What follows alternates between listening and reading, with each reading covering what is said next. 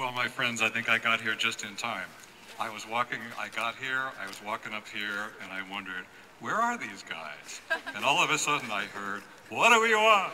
And then I saw you all come marching around, I got to be in an involuntary photo op with you and a couple others in the very front of that line.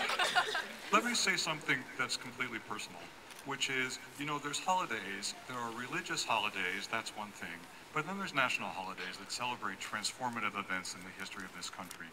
Of all the holidays that are observed every year, there's only one of them that corresponds to something I lived through or that took place in my own lifetime, and that is the MLK holiday, which is why it is, for me, the most important of the national holidays. If you think, you know, it's just so hard to stop and imagine the difference that was made then. You heard Donna Brazil talk yesterday about the difference of voting and systematic exclusion of people from the right to vote. But you know that that was the least of it. And I'd have to say, not just were universities closed, not just were hospitals closed, famous singers, famous people died because they couldn't be treated at all-white hospitals. You know that this went to restaurants, you know it went to restrooms. The whole point was, it was a system designed to give people unequal access to the good things of life, and therefore to make some people feel superior on the basis of no special superiority of their own, and to try to teach some other people to experience themselves as inferior. So that's to say, it was a whole culture based on the idea of systematically denying equal rights to self-fulfillment to people who were everywhere. You know, this system still pertained in this country when I was born. I didn't live in the South, but de facto segregation, of course, has not ended probably pretty much anywhere in this country. But for all that, when you first knew about this, there were people who opposed it, there were people who defended it, but the great mass of people just thought it was inevitable. Whether you liked it or not, it would never change. Somebody stand behind each one of these pictures. I'll hold them up here. You don't want these pictures to go down. But you know, the line I said yesterday was, a change was made. And that's, it seems to me, that's what the point of this, oh come on, you take this one.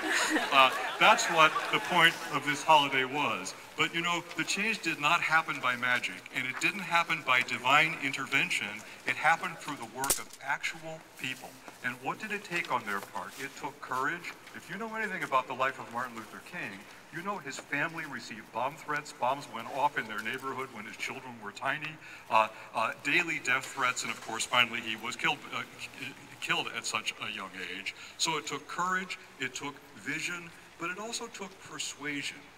Because the civil rights movement would never have worked unless the people who really cared about it found a way to get inside the heads, get inside the consciences of the people who didn't at first care about it quite so much. When you hear the I Have a Dream speech, that's what's so amazing to me.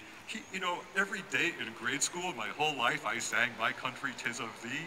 This was a song that was considered trite until Martin Luther King recited it and made you realize you mean that too. If you belong to the idea of that country, then you belong to the idea of all men being created equal and being endowed with equal rights by their creator.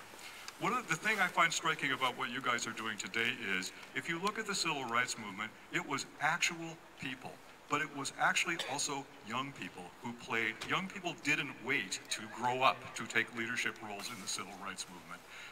When the schools were first desegregated, you know, it wasn't parents, it wasn't Board of Ed people, it was 5th graders, 9th graders, 11th graders who had to be the first black student to go into a hostile all-white environment. That was courage on the part of the young. And you know that Martin Luther King came to be a famous sitter-inner, but he didn't originate the sit-in movement. It was originated by students. It was originated by freshmen at NCA&T down the road in Greensboro. And if you haven't been there, you could spend an hour in a worse way than driving to Greensboro to the Civil Rights Museum, the F.W. Woolworths, where these students, perfectly well-dressed, perfectly polite, sat down and refused to get up in the place that they felt they should be entitled to be served in as much as anyone else.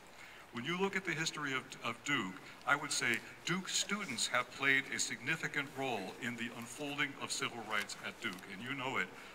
I can introduce you, gee, I gave a medal this fall to Wilhelmina Rubin Cook. She was in the class of the first 5 undergraduates who entered this place. Think, you know, can you think? None of us have lived through anything like the courage that it took on that occasion. Is Brenda Armstrong here? She often is. She does admissions at the medical school. You want to know her. She was in the 3rd class of African-American students who came here. Some of you may know Jean Spalding, a doctor at our health system. She was the first African-American woman student at the Duke Medical School. These people aren't even old yet, but they were kids. They were children at the time when this took place. And the pictures behind me commemorate something else. You know, Duke students, I regret to say, did not originate the sit-in, but you know, I remember this night. Someone asked me, one of you asked me, do you remember the night Martin Luther King was killed? This was in my own senior year in college. You know, this remains maybe one of the 2 or 3 most memorable things that has happened historically in my lifetime. And the notion that the Duke students mobilized themselves, came out here, and actually did what? They did what King would have done. They looked at the people who work here, the people who prepare your food, the people who clean up, and they said, what about them? And they made their presence as students crucial to the transformation of this place. I look at you guys, I said it yesterday if any of you were there, the civil rights movement did make significant progress, but we know it didn't make all the progress that will ever need to be made.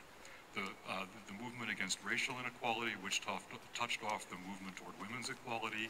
Even then, homophobia was still the law of the land, and every day at the day when Martin Luther King died. You know, there are so many fronts on which progress has been made and continues to need to be made. And you also know we paradoxically live in a land of plenty where inequality actually has grown. During your lifetime, the nature of inequality has grown. And it has ever so many forms. A Duke alum who has founded a series of charter schools in DC and Philadelphia was in my office on Friday, and he said, you know, I live by the conviction that unequal access to elementary education is the civil rights issue of our time. You know, there are people who believe that unequal access to health care and that unequal health burdens are the civil rights issue of our time.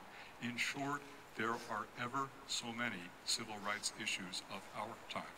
I'm not telling you what to do about it, and I'm not telling you what to think about it. And you know what? I don't even promise to agree with you, and the president cannot promise on every occasion to do everything you immediately ask him to do. But I am here, Richard Brodhead, president of Duke, is here to say to you, the kind of student I admire isn't the kind of student who comes to college to get good grades so they can figure out the world is like, what the world looks like and how to take their place of guaranteed success in a world. I like students who look at the world and say, here are the things I admire, here are the things I don't admire, and I'd like to use my intelligence to try to bring this world closer to a closer relation of adequacy to the world I have in mind and that I would like to live in and that I want others to live in. May it be so with you. What am I going to say? Blessing? My enormous admiration for the students of Duke University. Thanks.